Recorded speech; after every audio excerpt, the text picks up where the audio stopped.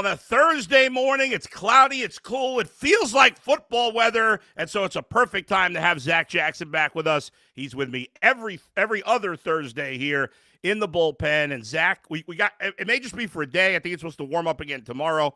That's Northeast Ohio. You never know from day to day. But at least today, with football starting today, the Browns a few days away, we got football weather out there, and that's exciting because we need some real games, Zac. I can't have this nonsense that's going on. I don't know if it's going to change that much, but it's good to have you with us, and it's good to have real football back. Is it not? Wait, they play games and stuff? That's how this works? Yes! Yeah, no, I'm ready, Bull. We can only say so much. We can only speculate so much, right? And get out there and see. So it should be a fun one on Sunday. I think both teams need the game. I think it's an absolute must-win for the Browns. You know, we know the Bengals are 1-9 in the first 2 weeks since Joe Burrow came in the league, and that hasn't been good enough. So they changed their whole routine. The Browns obviously have changed quarterbacks. And, I think this was going to the fourth quarter. I really do. So, all right, well, I want to jump into that because you're right. The Bengals have been, even when they've been good most of the time, most of these seasons, have been awful to start the season. I think there's a variety of reasons for that. I think the one of the biggest reasons is certainly Joe Burrow has not had a normal training camp until this year. I mean, he's been either hurt. Obviously, the first year was COVID. He had the emergency appendectomy that one year. This year, they made a point of doing things differently. Obviously, Joe Burrow played in the preseason for the first time. He had a completely healthy camp. There was no Jamar Chase holding because everybody in the offense got paid. But despite that, you think it's going to be a close game, huh?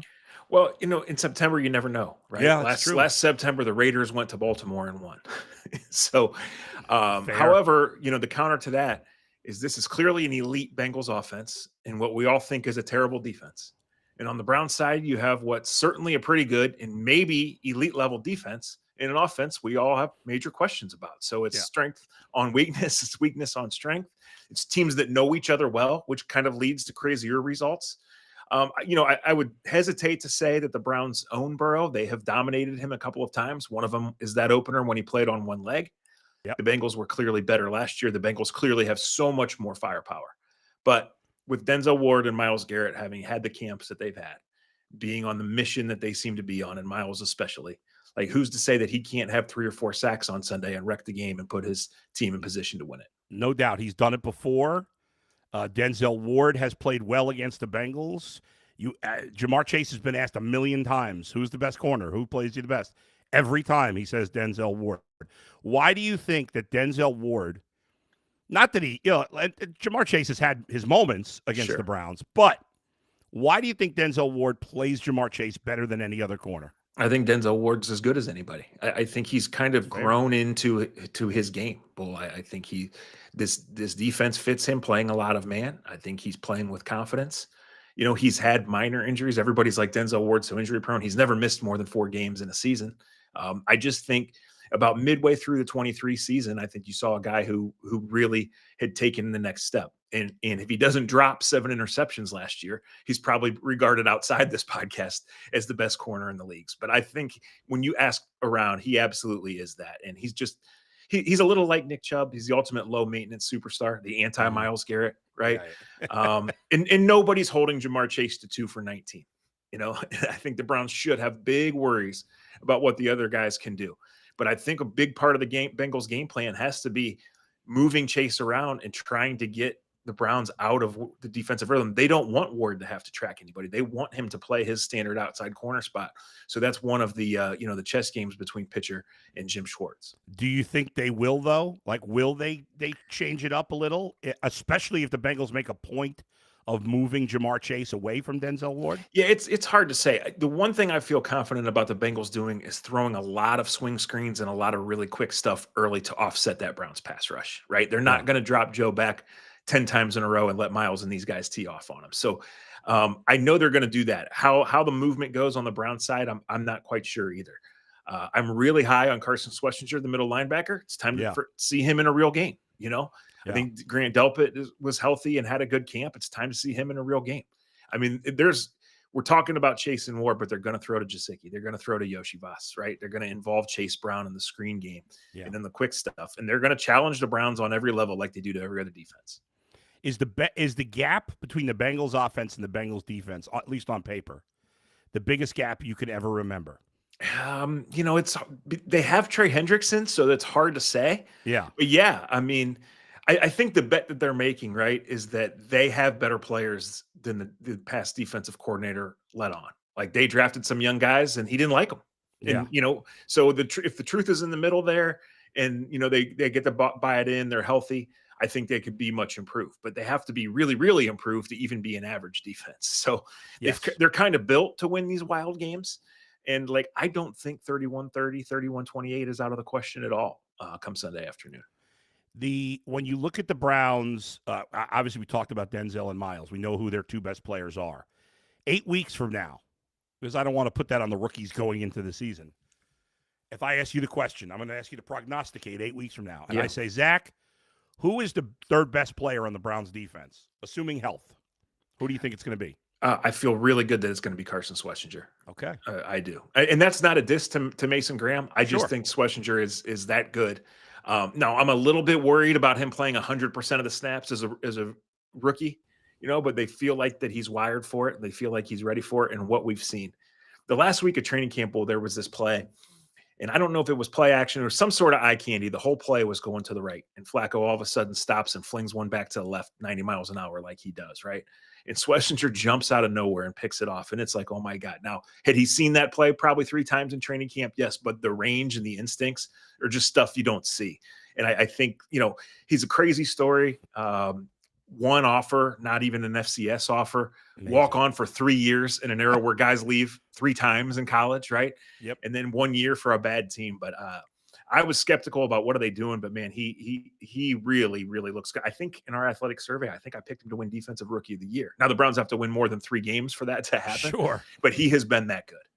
Yeah, that is amazing. It is a great story especially if he pans out. And the fact that you're so optimistic about it makes me think he's going to be really good. Before we continue with Zach, I want to tell you folks that you have 11 hours, little under 11 hours, to sign up for the contest here at Bet Rivers to beat me in Survivor Pool. It's that time of the year. We're betting on games. We're betting parlays. We're doing all kinds of things. Futures bets, plus the Survivor Pool. You see it on the bottom of the screen. Sign up there.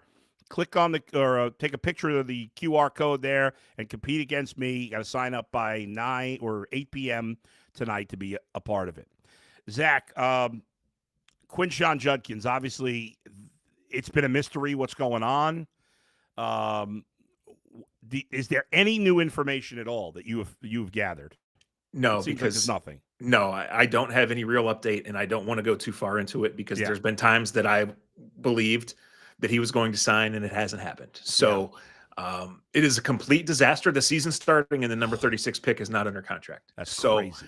I had heard, hey, we were close. I had believed that maybe some discipline would come out last Tuesday on the day of the roster, which would give some clarity to the team. Neither of those have happened. They refused to answer any questions about it. So I don't know what else to say other than it's a big blow because this team was counting on Quinshon Judkins to get a lot of touches right away. They can't do that. Now you got to rely on the guys that are here, mostly led by Sampson and Ford. What's your best guess at what the play distribution will be for week 1 with those guys? I think it'll be a little more Ford than Sampson, but I think you're going to see trick plays with Harold Fannin. I think you're going to see a bunch of dump screens to David Njoku. I think you'll see Isaiah Bond and or Judy. I think they're going to run the ball that way, with the jet sweeps and stuff. Right. There comes a time, Bull, where you have to run it between the tackles and get 4 yards, and maybe Ford can do it. Over the course of his career, we've seen him bust one. We have generally seen him get 2, though, when he needs 4. So we'll see. But yeah, I think you're going to see a real good Kevin Stefanski game plan. Can the touchdown ratio outpass the interception ratio? And then how many do they have to score are the big questions to me. Right. When you mentioned Harold Fannin, we've all been high on him this offseason. I assume he and David Njoku will be on the field together a lot. Is that a fair assumption? I would say so. They're kind of the same guy, but they're both unique enough that you can use them as non-traditional tight ends. I know You're going to see Fannin at fullback. I know they're going to stack them together on the same side sometimes and see how they play. And I know that when they get in games, they dump the ball to David Njoku in about 8 different ways. Yeah. So I think you're going to see the mix and match, but certainly I think you're going to see Fannin play 40 or 50 snaps. And I think it would not be a surprise to anyone if he ends up with nearly 50 catches at the end of his rookie season. Wow. So he could, I mean, it's not unreasonable that he could be third in receiving yards in this team, right? No, not at all. Yeah. Not at all. Trading Njoku's in the last year of his contract, Right. but this brilliant Deshaun Watson situation has made it so they pushed all this money forward. Yeah. So they have an incredible dead money hit on Njoku for next year. He's on the books for almost $20 million, even though he doesn't have a contract. Oh. So that complicates trading him. But the reality is he's only under contract for this year. Yeah. And that Harold Fannin is here, and Harold Fannin appears ready to play in the NFL. So let's track that one going forward. Obviously, as you said, we don't know for sure about any of these guys until they play.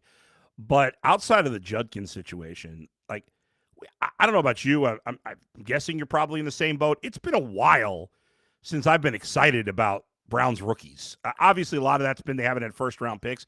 But this year, it feels like there's a whole bunch of guys to be excited about. There are. Now, some of it is they haven't had first-round picks. I Yeah. think when Martin Emerson came in 4 years ago, right away, it was like, Yeah, that's he's pretty true. good. Yeah. And JOK, obviously, he got better.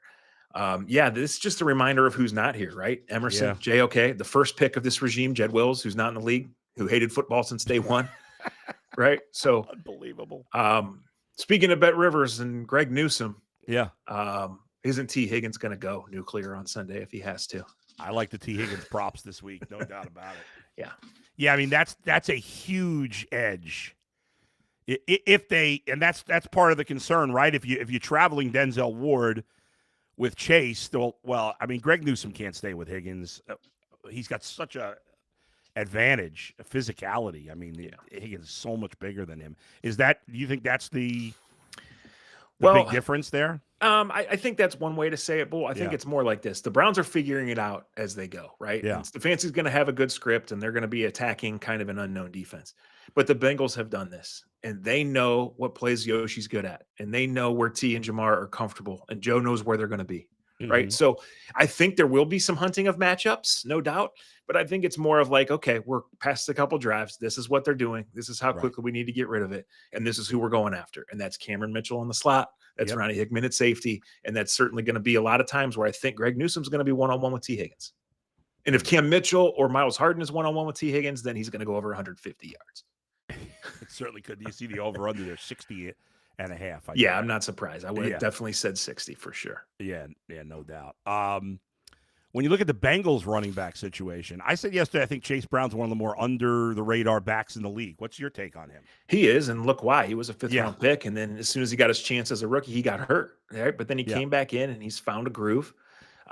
He's fast enough. He makes guys miss. There's nothing special about him, or he wouldn't have been a fifth-round pick. But I think it's so much about fit here, right? And in a way, is it easy to fit in this Joe Burrow offense? Sure, but he does what they ask him to do.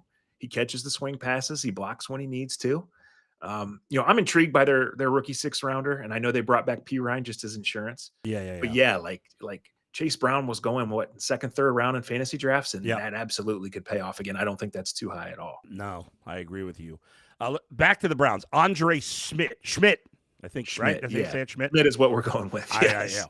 That's what it was in college. I know. Okay, that. So he's getting his opportunity here. He kicked in the UFL. Is it the UFL or whatever it was? The St. Louis Battlehawks. He was 19 of 21. Yeah, which is excellent. And I know they had big crowds, and it's kicking, so I guess that gives you some hope. But in the end, he's never kicked in the NFL, and there's a lot of pressure kicking in the NFL. What's your confidence level with him? It's not super high, but it's not super low. Okay. It wasn't until the second week of the preseason that I thought there was any chance they were going to cut Dustin Hopkins. Yeah. Right. And I don't know whether this was intentional or not. I'm not going to accuse them, but we saw very few open kicking periods through camp. The kickers usually kicked before practice on their own or went to the stadium on their own. Were they trying to hide struggling Dustin Hopkins from us? I don't know. It doesn't matter at this point. He was so bad they had to cut him. So here comes Andre Schmidt. I think the strongest endorsement is they didn't look external. They didn't add anybody to the practice squad. Yeah. They had this kid on the practice squad to end last year. They had him on the offseason roster twice. And preseason came and he made his kicks and the other guy didn't. So Yeah. we don't know. When Evan McPherson was a rookie, the Bengals kicker, he looked like he was the greatest thing ever. Yeah. And last year he sucked. He's terrible. So I don't think either team has a high level of confidence, but I think there's some unknown there. Schmidt's a nice kid. And like I said, all we could go on is in the preseason, he had a small chance to win the job and he won it. All of a sudden this week, I've been hearing from a lot of people, the Browns loved it. I know people have been saying all along the Browns like Dillon Gabriel, but I feel like that narrative or whatever, I don't like that word, but has been ratcheted up a notch. Do you think Kevin's is Kevin Stefanski looking at him as like, this guy's the real deal and nobody else sees it? Does he look at it that way, you think, or no? I don't know. Maybe that's a little too strong. I think it's on the right road. Okay. I think that they have faith that he could operate their offense at a certain level. I think if they think that that's any kind of high level, that they're crazy. And if Dillon Gabriel's playing in October, that they're all going to get fired. Right. So if Dillon Gabriel was picked in the 5th round, Bull, you'd be like, this is a nice backup. Yeah. He brings the exact perfect demeanor. He works his butt off. He's played in a lot of games. But, Colt McCoy and Kellen Moore, they played in a lot of games too, and they got in the NFL, and they were just guys who weren't gifted enough to do it. And that, to me, is 90% what Dillon Gabriel is. And you have to change your offense when he gets in because he's so small. You just have to. And you don't see that in the preseason when you're playing against the Rams team that rolled out 6 guys who made their 53 that whole game. Yeah, it's true. And, like Ross Tucker yesterday, we were talking with him and he said, I look at Dillon Gabriel as a poor man's Tua Tagovailoa. And I'm like, I don't want that to be my quarterback. Well, that was the whole thought, right? The Browns had to get him before the Dolphins would. But come on. What are we racing for here? Right? Yeah. We're trying to win the Hawaii State Championship or the AFC North. Yeah. What was that great quarterback that Hawaii had years ago? Timmy Chang. He's the coach now. Timmy. Oh, is he? Yeah. He threw for like thousands of yards, that guy. He was put up unbelievable numbers. A bazillion yards. Yeah. They made the Sugar Bowl. That is hard to believe. They lost 99-7 when they got there, but they made the Sugar Bowl. I mean, how can you focus on football when you're living in Hawaii? I just don't see how that's there's a lot of good players and a lot of good quarterbacks. Dillon Gabriel's father was a quarterback at Hawaii. Oh, really? Yeah. Look at you. He's like 6'3", and Dillon's not quite 6 foot in spikes, tall ones. Poor Dillon Gabriel. My gosh. All right. Getting back to the defense here a little bit. There seems to be a ton of confidence in the defensive line. Who besides the obvious, Miles and I'll say Mason Graham, who are you most confident in the rest of the D line? Well, they gave $10 million to Malik Collins, so I think that answers that. But I have seen a different Isaiah McGuire since about midway through last year, and I don't know which one they're going to start, him or Alex Wright. I don't think that it matters because I think in the course of a real game they'll both play, whereas in the preseason, you just kind of get in for one role and do your 4 or 6 snaps, right? Yeah. But I think Isaiah McGuire is a real NFL player and a guy good enough to benefit and enhance Myles Garrett. Benefit from Miles's presence and be good enough. So, and I think Alex Wright was on his way to doing that before he got hurt last year too. So, Isaiah is extension eligible after this year. Alex is in the last year of his rookie contract. Malik Collins is 30. The Niners moved on from him, but the Niners were moving on from all their older guys who made money, right? They were trying to get ahead of it. So the Browns go and get Mason Graham because this Mike Hall pick has been awful. And, he's hurt. He embarrassed the team, all of that. So they keep investing here. And if it's $10 million guaranteed for Malik Collins at 30 years old, then it's got to be right. Is Mike Hall, obviously he's not going to play this week. You're right. It's been a disaster to this point, even though there's some talent there.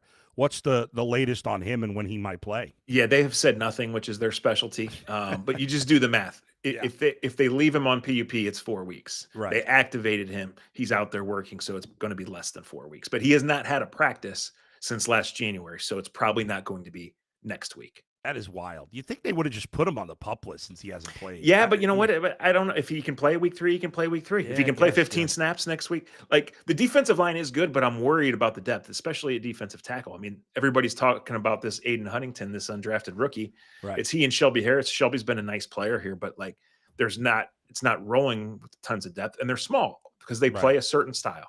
Now the Bengals aren't going to line up and run it right at them a million times, right? But the Ravens are next week with Derrick Henry.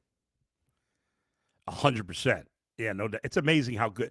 Do you expect any drop off from Derrick Henry? By the way, I know that's more for next week. I mean, it appears not. Eventually, it's going to happen to him. Yeah, Right. But yeah, that's the the true homecoming game next week. The Ravens are yeah. celebrating their 30th anniversary with Flacco in town, Oh, with the yeah. Browns in town, the team they used to Yeah. be, and that's a 2-touchdown spread. And yeah, it sounds right. Where are you on your feelings on Pro Football Focus and that type of stuff? By the way. I think they do a good job, and I think you can use it to an extent as a guide. I don't think Right. it needs to be the gospel. I don't think anything is. I think all of us on the outside, but we don't know the play calls. We Right, don't right. know the assignments, right? Yeah. Certainly, we watch guys and how they move and things like that. And sometimes by body language, you can tell who blew the coverage or who That's missed the block. true. But there's so much nuance that goes into it. So as long as you don't use it as like the be all end all, like it's very useful to me. And I mean, I Yeah. probably. If I have 25 windows open right now, 2 of them or 3 of them are Pro Football Focus looking Yeah. at guys. I tend to use it for more of the positional and total snaps count than Yeah. actual grades. But, I've quibbled with their grades before, and they were obviously wrong about Cody Kessler, right? Oh, yeah, they loved But him. right, but like I think over the course of the year, I think it puts you in the ballpark here. I don't have any problem with it at all. Yeah. And like I said, when I meet those guys, I tell them, hey, thank you, I appreciate what you guys do. Yeah. It's very helpful. I think it's especially helpful for the positions that there are no stats. Like I don't Yes. pay as much attention to quarterback, wide receiver, running, but for the linemen and the linebackers, like I think there's some help there because when you're comparing against other teams, like I don't know how the Titans linebackers are. Let me see what PFF says about them. Yeah, you know what I find, and I think this applies in a way to the Yeah. Browns because they were so bad in so many areas last year, Bull, right? Like the NFL is competitive and the lines are thin. So sometimes you look at things and you think it couldn't be any worse, or you think regression means they're going to be better in this area, turnovers, things like that, right? Right, sure. But sometimes you just stink or stink in certain areas Yeah. and it doesn't regress. It's just what it is. So, yeah, I like I said, I don't know that it should ever be used as the only evaluation tool, but I like it. What's your, as we start the season here, your season prediction and your prediction for this game? I think the Browns will play well. I think they'll score early. I think the script will be good. I think the place will be rocking. I don't think Burrow will be phased. I think the Bengals win a really close, high-scoring game, 28-26, 31-30, something like that. Well, that'd be a lot of fun to watch. Although I don't necessarily believe that the Browns have to be one of the worst teams in the league, when your concerns are cornerback depth and not being able to run the ball and just overall depth. We know what's out there with the age of the quarterback and the future of the quarterback. I think they're going to be hard to play against, Bull, but I think they're going to win 3 games. 3-14, yeah. I mean, the over-under's 4.5. I said 4-13 yesterday. My guy Tyvis says he thinks they're going to win 8-9 games. I think he's out of his mind, but yeah, he's crazy. We got to straighten out. Speaking of Tyvis, real quick before you go, what'd you think of the Buckeyes this past weekend? Man, that defense was good, wasn't it? Unbelievable. They have so much talent, and it was kind of an ugly game, but it was still fun to watch.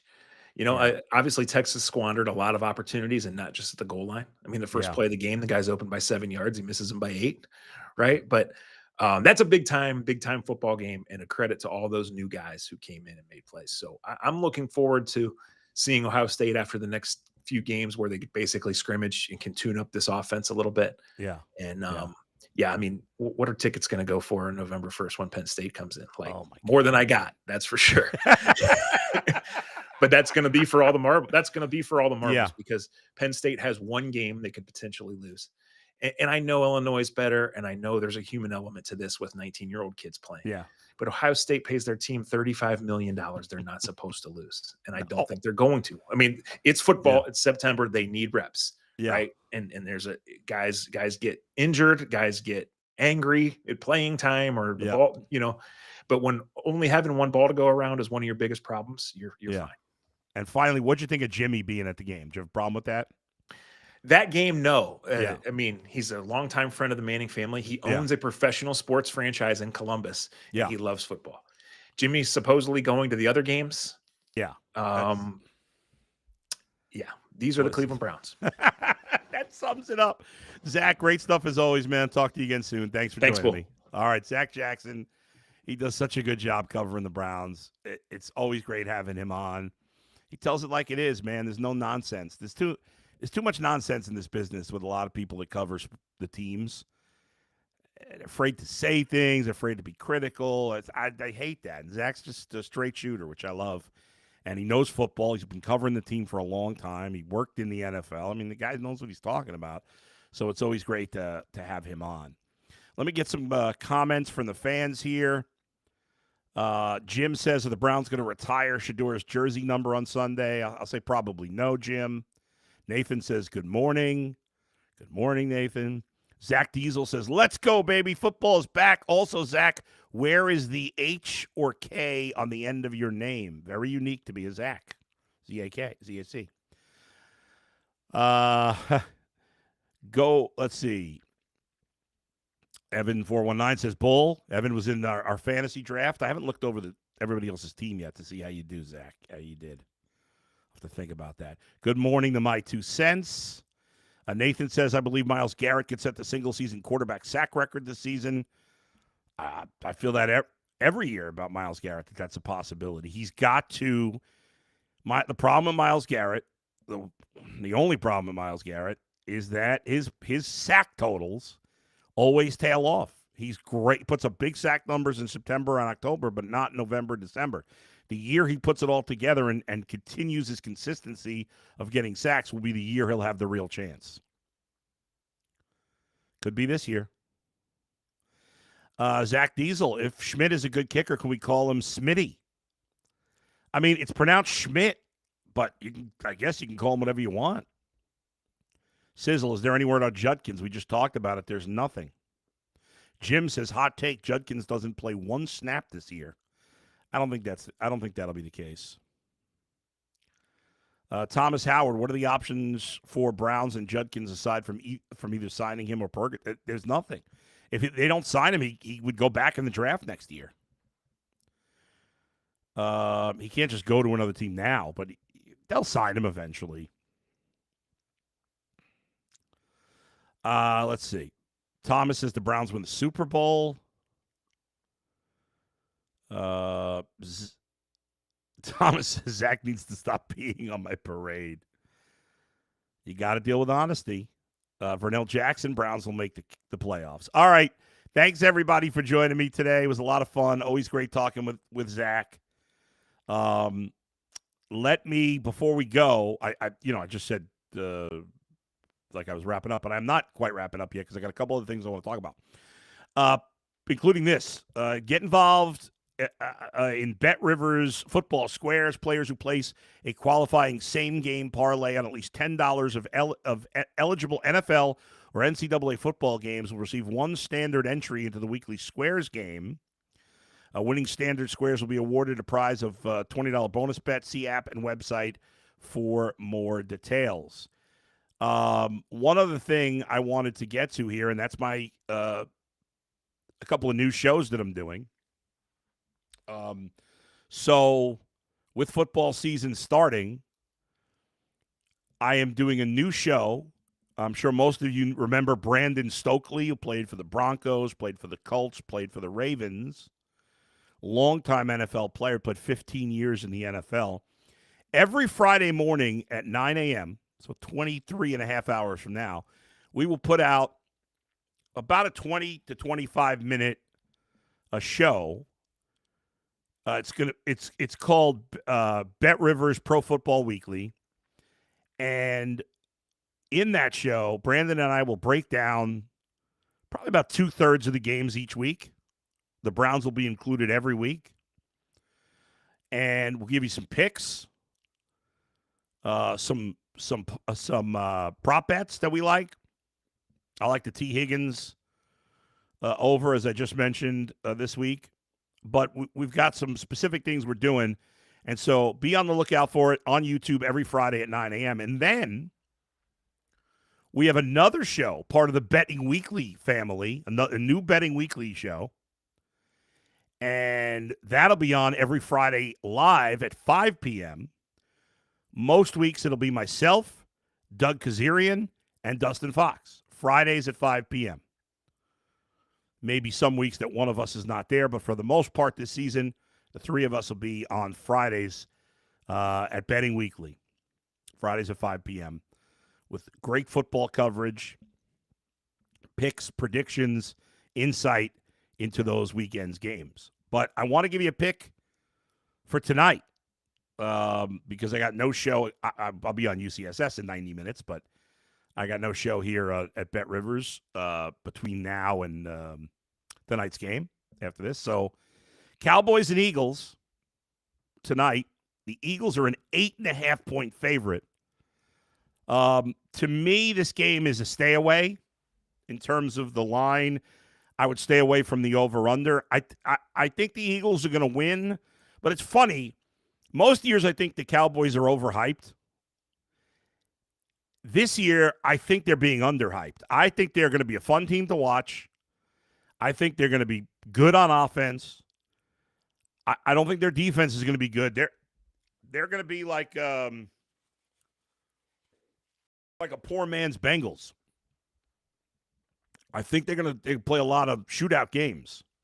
Now, ultimately, I don't think it'll be good enough for them to get in the playoffs, but I think they're going to be better than people think. I think the spread's too high. If anything, I'd lean towards the Cowboys to cover, but I don't have enough faith in that, especially in week one, as the Eagles are such a well-oiled machine to bet it. So I would stay away. But my lean is towards the Cowboys because I think the Eagles win, but I don't think they win by 9 or more. I think the Cowboys keep it competitive. I think it's going to be a high-scoring, somewhat competitive game. So, anyway, I can't wait. I actually have one more fantasy draft tonight. We're doing it at 7 p.m.